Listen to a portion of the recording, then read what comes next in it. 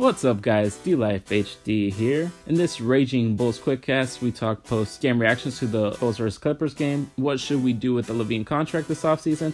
The positives and the negatives of that. I preview Bulls vs Grizzlies, talk starting lineup and matchups, players to watch, and my winner predictions. Let's do this. So Lavine started this match? What? I was not expecting that at all. According to the news, Markkanen had quote-unquote back spasms, also known as Fred thought we'd be too competitive if we had Markkanen for this match. Maybe I'm a little crazy, but it's not too far from the truth. The Bulls really had a decent game, keeping up with the Clippers throughout the entire match until the middle of the fourth quarter, where the Clippers really pulled away.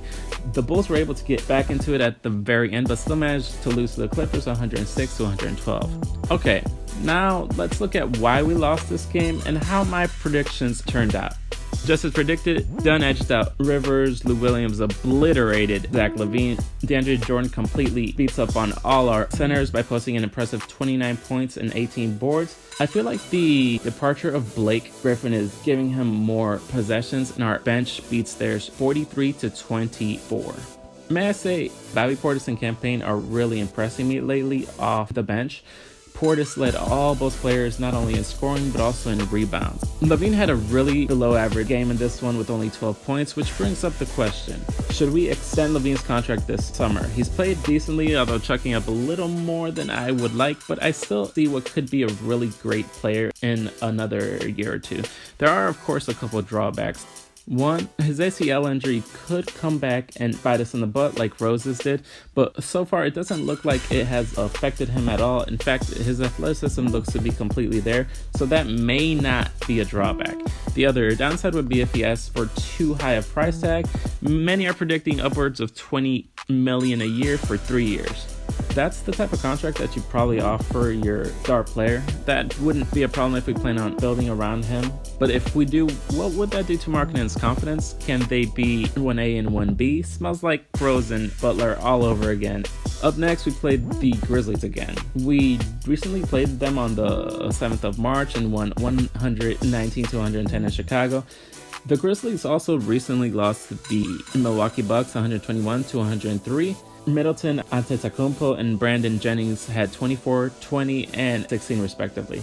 As we know, the Grizzlies are a terrible team who is also tanking, so it'll definitely be interesting to see how these two teams match up. With that said, let's look at those matchups. First, the matchup at point guard, Chris Dunn versus Kobe Simmons. This matchup is ridiculously lopsided.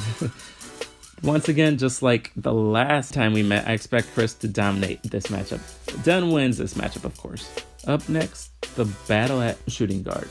Zach Lavine versus Tyreke Evans. Scoring is actually close on this one, with Tyreke Evans scoring just 3 points more than Lavine at 19.5 to 16.9 points per game.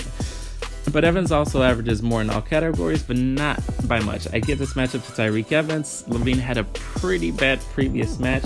While I do see Lavine coming back from a bad performance to post up something decent, I still see Tyreke Evans performing well at home. Now the battle at small forward. David Nwaba versus Dillon Brooks.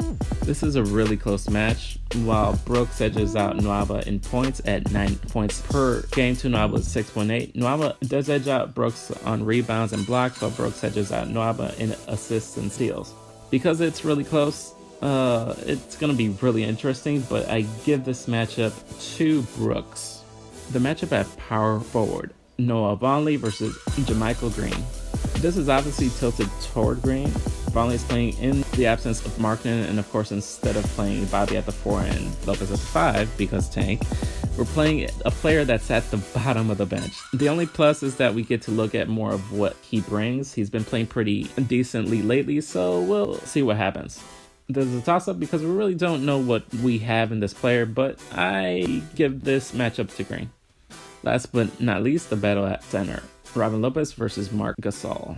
Like I said last time, Marc Gasol is their primary scorer and Robin Lopez is only playing 12 minutes a game because tank once again. Portis and Felicia look to carry the load because of what looks like a minutes restriction for Lopez. I fully expect Marc to win this. I don't think it's fair to match him up against 3 players. Oh man. according to my predictions and because of the lineup that the Bulls are playing, the Grizzlies win this 4-1, but could also be as close as 3-2. Also, props to the bench for playing so great lately. Either way, I think the Grizzlies win this one at their house, even though their 18 total wins for the entire year is completely pathetic. With that said, my 2K game was horrible, guys. Horrible. The refs were calling every single little foul, and I wasn't hitting anything. I kept up with them through the first half, but then they went on this crazy run where they began to hit every single shot. That was insane as well. Either way, I embarrassingly lost this match by 26 points, and I just quit at the end. On that note, alright guys, thanks again for watching. Remember to like, comment, and subscribe for more content like this, and make sure and follow me on Twitter and Facebook for daily posts. Love you guys, and peace.